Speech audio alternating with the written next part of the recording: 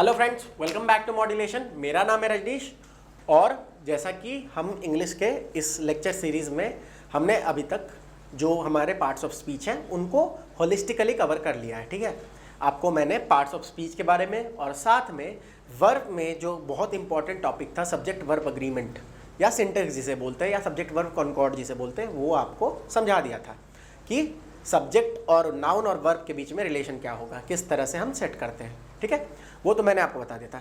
लेकिन वर्ब में एक और टॉपिक है, ठीक है, जो कि चूंकि मैंने आपको शुरू में ही बताया था कि वर्ब जो है वो बहुत बड़ा टॉपिक है। वर्ब का मतलब क्या होता है? Action words. जो भी फॉर्म, जो भी वर्ड्स एक्शन को डिनोट करेंगे उन्हें हम वर्ब्स कहते हैं। जैसे खाना, पीना, दौड़ना, सोना, क्या डिनोट कर रहा है? एक्शन को, किसी एक्शन को, तो इन्हें वर्ब कहते हैं। वर्ब में बहुत सारी चीज़ें आती हैं, टेंस भी इसी का पार्ट है और आपको टेंस जानना होगा। बिना टेंस जाने मतलब this is like the basics. ठीक है, ये बहुत बेसिक यूनिट है। आप अगर टेंस नहीं जानोगे तो you can not frame correct sentences, और in order to frame correct sentences you need to have the understanding of tense. Because tense जो है वो एक्चुअली जिस तरह सेल को बोलते हैं ना, सेल को क्या बोलते हैं? Structural and functional unit of living things. उसी तरह टेंस जो है वो फंक्शनल और स्ट्रक्चरल यूनिट है ग्रामर का, क्योंकि उसी के सहारे आपको पता चलता है कि कोई सेंटेंस ग्रामेटिकली वो सही है नहीं है। ठीक है, तो सेंटेंस फॉर्मेशन हमको पढ़ना है। ठीक है, तो टेंस पढ़ेंगे और साथ में बच्चों को प्रॉब्लम होती है एक्टिव पैसिव में, तो हम टेंस और एक्टिव पैसिव को साथ में लेते हुए चलेंगे। ठीक है, अगर मैं अलग से एक्टिव पैसिव पढ़ाऊंगा तो फिर से मेरे को टेंस आपको वहाँ बताना होगा, इसीलिए साथ में पढ़ेंगे ताकि आपको चीज़ें और क्लियर हो जाए। तो पहले मैं आपको बता दूं कि टेंस क्या होता है। टेंस पहले समझते हैं, ठीक है, उसके बाद हम आगे बढ़ते हैं। देखिए, टेंस का मतलब क्या होता है? हिंदी में बोलते हैं उसको काल। ठीक है, तो टेंस जो है it is a form of verb, मैंने बताया। तो वर्ब का जो भी फॉर्म आपको, कोई एक्शन कब हुआ है, एक एक्शन हुआ, ये वर्ब है, एक्शन वर्ब है।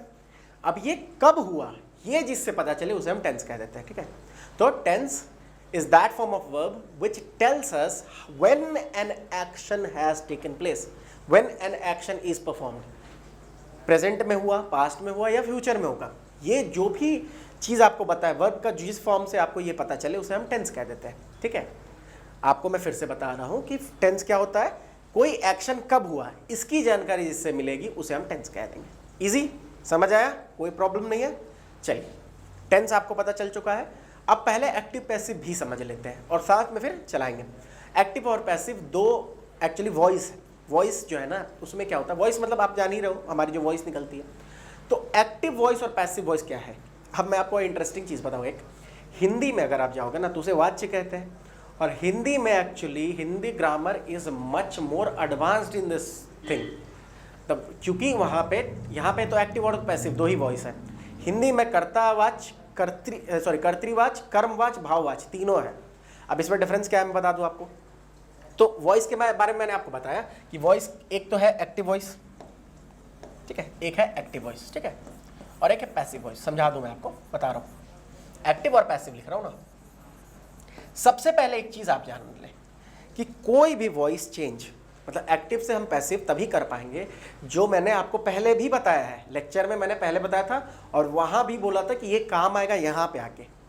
तो आप इसको समझो कि कोई भी इंग्लिश में वॉइस चेंज तभी पॉसिबल है जब ट्रांजिटिव वर्ब अवेलेबल हो। इनट्रांजिटिव वर्ब जो होता है उसका हम वॉइस चेंज नहीं कर सकते हैं, उसका वॉइस चेंज नहीं होता है। जैसे एग्जाम्पल से समझा रहा हूँ, ट्रांजिटिव और इनट्रांजिटिव। अगर आप लोग भूल गए हो तो बता दूँ, ट्रांजिटिव वर्ब जो होते हैं ना, पहले इसको मिटा देता हूँ एक बार। ठीक है, ट्रांजिटिव वर्ब, ट्रांजिटिव वर्ब का मतलब, ट्रांजिटिव वर्ब जो वर्ब्स, ऐसे वर्ब्स जिसमें कि ऑब्जेक्ट अवेलेबल हो उसे ट्रांजिटिव वर्ब बोलते हैं। ऑब्जेक्ट अवेलेबल हो उसे ट्रांजिटिव वर्ब बोलते हैं। जैसे आई ईट, आई ईट, इस सब्जेक्ट, इस सेंटेंस में देखिए, ईट क्या है? क्या है? ईट वर्ब है ना, ईट वर्ब है क्योंकि ये एक्शन वर्ड है। अब वर्ब में जब सवाल आप पूछेंगे कि क्या, वर्ब में सवाल पूछना है क्या। अब इससे मैंने सवाल पूछा व्हाट, कि मैंने क्या खाया, क्या यहां पे जवाब है कोई? यहां जवाब है आई ईट, कोई जवाब नहीं है, तो मतलब इसका मतलब यहां पे क्या, ऑब्जेक्ट नहीं है। हिंदी में बोलते कि कर्म का फल जिस पे पड़ता है उसे ऑब्जेक्ट कहते हैं। और इंग्लिश में क्या हो जाएगा कि वर्ब में आप अगर क्वेश्चन पूछोगे व्हाट, तो तो जो आंसर आए, अगर आंसर आ रहा है तो वो ऑब्जेक्ट है, नहीं आ रहा है तो ऑब्जेक्ट उस सेंटेंस में नहीं है। अब देखिए इसी सेंटेंस को मैं आगे बढ़ा रहा हूं, आई ईट मोमोज, आई ईट मोमोज। अब आप वर्ब से सवाल पूछिए, व्हाट, मैंने खाया, मैंने क्या खाया। अब मैंने सवाल पूछा आपसे, क्या जवाब आया आपके पास? कोई जवाब आया? मोमोज। तो ये क्या हो गया? ऑब्जेक्ट। ठीक है, बात समझ में आई? तो जिस सेंटेंस में ऑब्जेक्ट अवेलेबल होगा उसी को हम वॉइस चेंज कर सकते हैं, उसी के पैसिव वॉइस को बना सकते हैं। पैसिव वॉइस अगर करना है तो वैसे ही सेंटेंसेस होंगे जिनको हम ट्रांजिटिव वर्ब कहते हैं, क्योंकि वर्ब के साथ ऑब्जेक्ट अवेलेबल है। ऑब्जेक्ट अवेलेबल अगर नहीं रहे तो उसमें पैसिव वॉइस नहीं हो सकता है। रीजन भी बता दे रहा हूं, चलो ठीक है। जैसे रीजन क्या होगा इसका, पहले आप समझे कि क्यों ट्रांजिटिव वर्ब का ही होगा, क्यों होगा? क्योंकि इसमें क्या है कि आई ईट मोमोज, हम जब जनरली, मैं ये तो पूरा डिटेल में बाद में समझाऊंगा, अभी एक चीज समझा देता हूं। एक सेंटेंस का स्ट्रक्चर क्या होता है? सब्जेक्ट है, वर्ब है और ऑब्जेक्ट है। जैसे मैंने बताया ना, ये सेंटेंस आई ईट मोमोज, इसमें ये ट्रांजिटिव वर्ब है, इसमें ऑब्जेक्ट है ना, ऑब्जेक्ट दिख रहा है आप लोगों को मोमोज। तो ये हो गया सब्जेक्ट, ये सब्जेक्ट हो गया, ये हो गया वर्ब और ये हो गया ऑब्जेक्ट।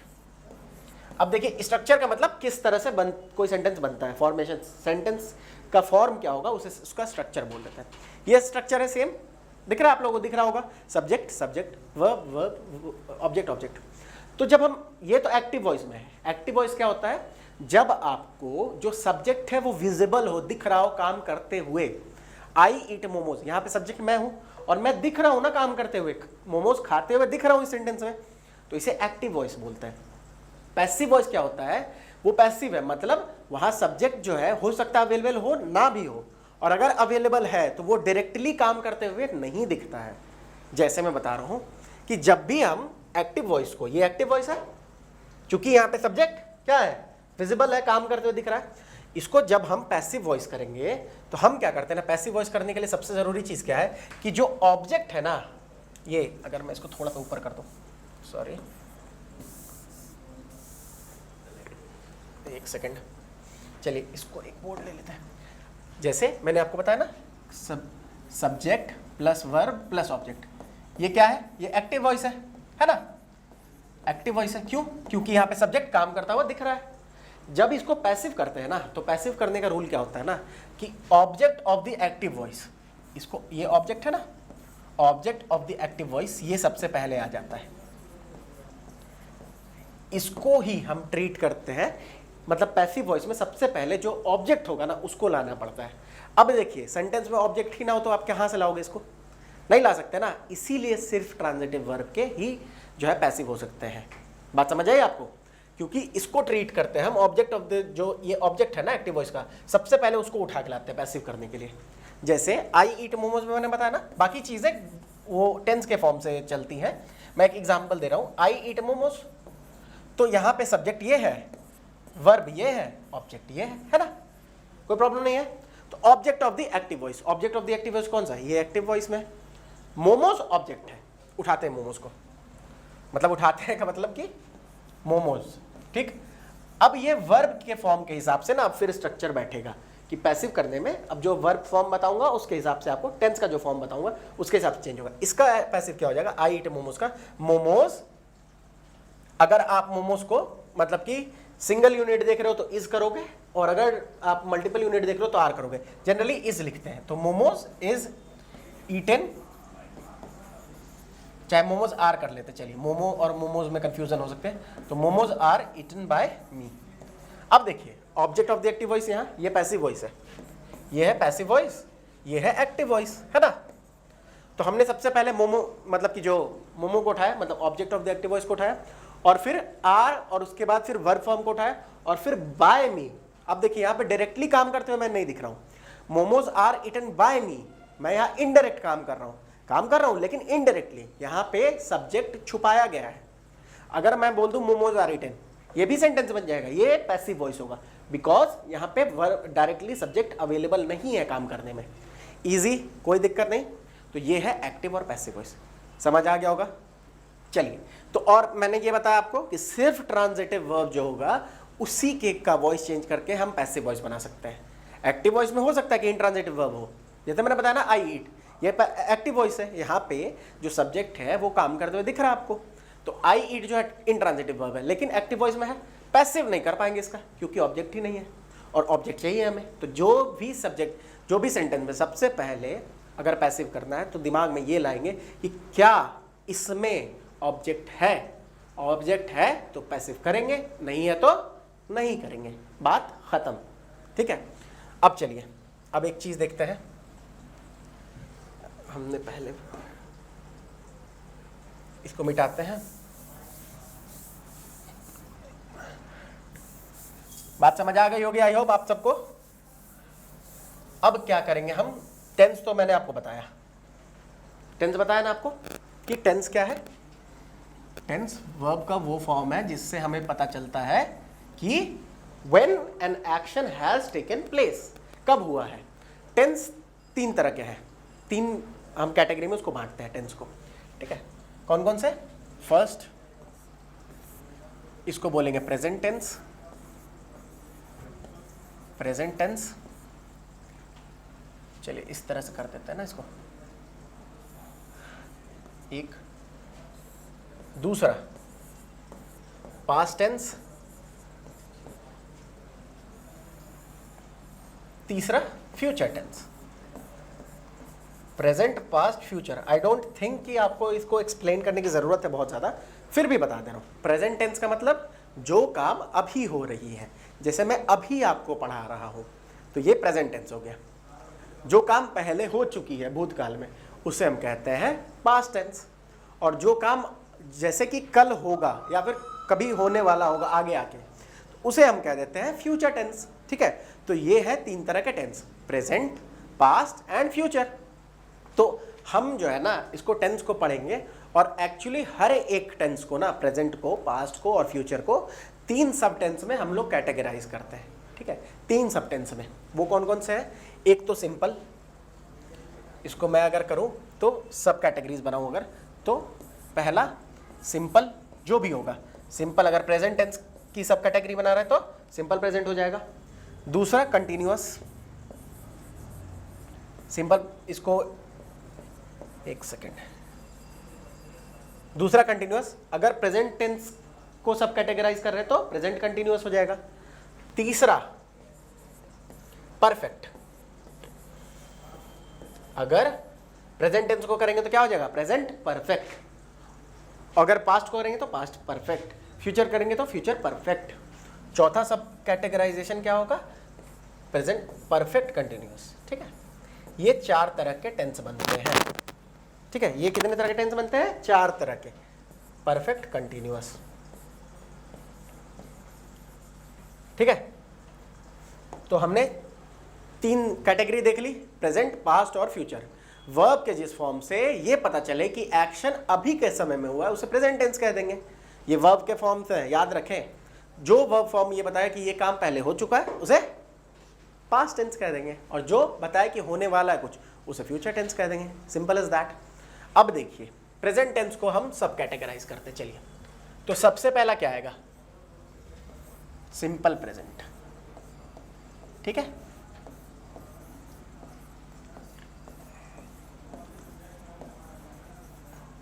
दूसरा क्या आएगा? प्रेजेंट, मैंने अभी तुरंत बताया था आप लोगों को, present continuous tense, continuous tense. ठीक है, तीसरा क्या आएगा?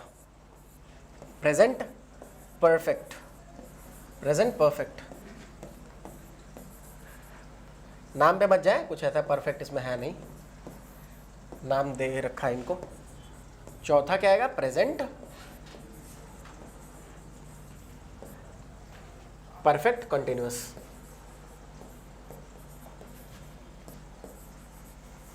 और सिमिलरली हम जब पास्ट को करेंगे तो पास्ट को डील करेंगे तो उसी तरह से ये सिंपल पास्ट हो जाएगा, फिर पास्ट कंटिन्यूअस हो जाएगा, पास्ट परफेक्ट कंटिन्यूअस। देखिए आपको मेनली जो पढ़ने हैं ना, मतलब टोटल तो 4 सब कैटेगरी और 3 तरह के टेंस तो 12 हो गए, लेकिन 9 के लगभग आपको पढ़ने हैं, उससे ज़्यादा के क्वेश्चंस बनते ही नहीं हैं, तो कोई फ़ायदा नहीं है पढ़ा के। फिर भी मैं थोड़े बहुत आपको बताते हुए चलूँगा सब चीज़।